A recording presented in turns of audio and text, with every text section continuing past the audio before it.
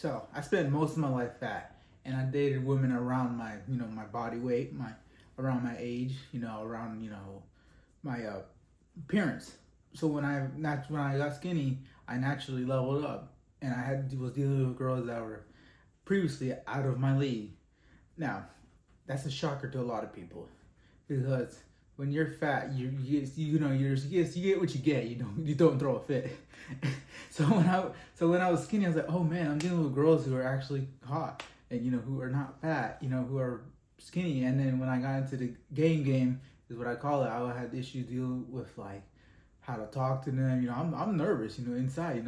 Our first date I was with a girl. She was a white girl, right? And I never date white girls. Like, not even in my history. So when the first time I've been approached, and she approached me, which is the craziest thing about it.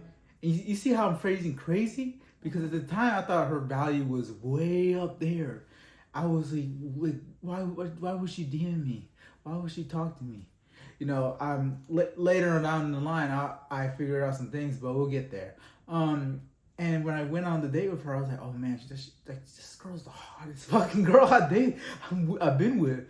And she didn't know that, but I felt like she did, because of the way I was talking, the way I was presenting myself, not, showing that I have abundance. And that's something if I had to go back in time with, I would have been like, hey, it's nice to meet you. You're really nice. I would love to get to know you, but you're not the only one. But when I went to the date, I felt like she was the only one, because she was the only white girl that ever approached me, and she definitely resonated that with her. Like, I remember going in a date thinking, oh man, I'm gonna go crush it. I'm gonna be smacking now. I'm gonna be like the smooth guy in town. So, so whenever you guys transition from fat to skinny, you do have to deal with that. But the bright news is that things turn around. After I went to that date, which is a different day, I felt really bummed out because it went horribly wrong. I think she ghosted me. She ghosted me like 1 week later, and I never talked to her again. Later down the ground, I found out she texts a lot of people, which is the thing to think about, and that's something I could talk about in another day as well.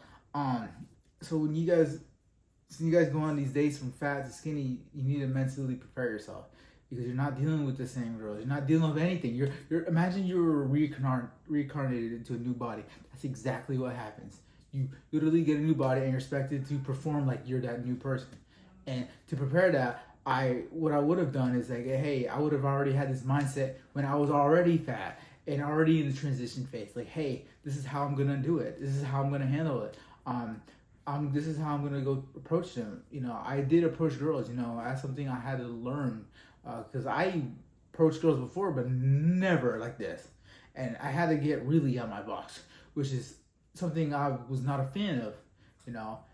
But now, applicably, I'm a fan of getting out your box, because that's the only way you grow. If you didn't grow, if you don't have pain, you're not growing. You're stagnating. Stagnating leads to a bad life. A good life equals to a bad life. So I would never recommend anyone to do that. So things to practice on is your looks, your swag. I actually got a beard. I trim it down, line it up. I get a number 3 guard so that you look more attractive.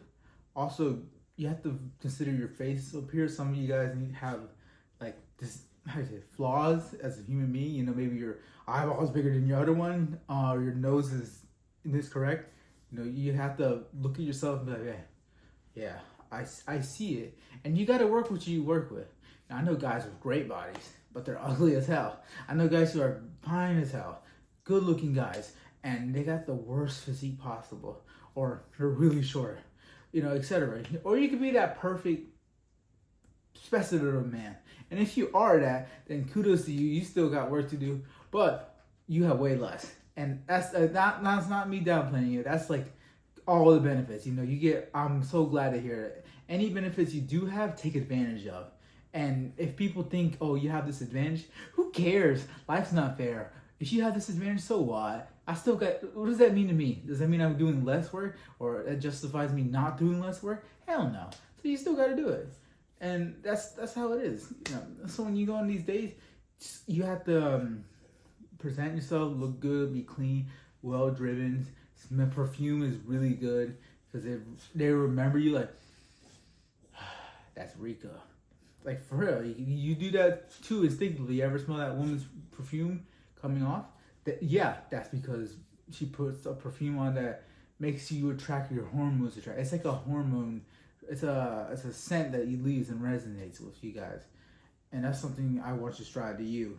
Shoes are actually very important. They look at that. It's very important that you do that.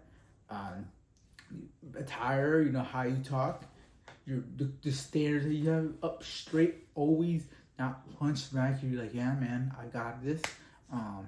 And just overall, you relax the whole time. And one thing that I do recommend that helped me is take ashwagandha before I meet her, so it calms me down because I took me a long time to actually calm down, go on a date, and be like, yeah, it's like a Tuesday, and that's me in hindsight.